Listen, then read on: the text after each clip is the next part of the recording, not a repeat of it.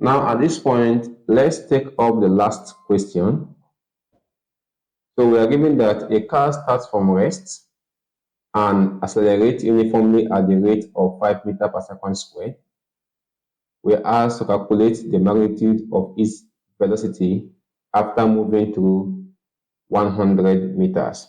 So we are given that the value of acceleration A is equal to 5 meters per second squared, and the car starts from rest, so our initial velocity is equal to 0 meters per second squared, and also the car covered a distance of 100 meters. So distance is given as 100 meters. But we are asked to find its final velocity. So we have that v squared is equal to u squared plus 2as. Now, this is the third equation of motion.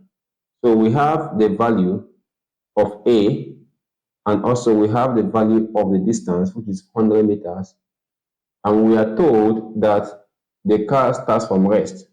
So if we impute our values into the formula, so this becomes v squared equal to 0 squared plus 2 times 5 times 100. So 2 times 5 is 10. 10 times 100 is 1000. So we have that v squared is equal to 1000.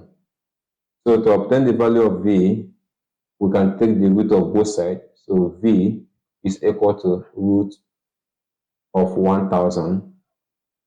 So v is equal to 31.62 meters per second. So if you know you found the video helpful, please don't forget to like this video and also subscribe to this channel. Thank you so much for watching, and I will see you in my next video. Bye.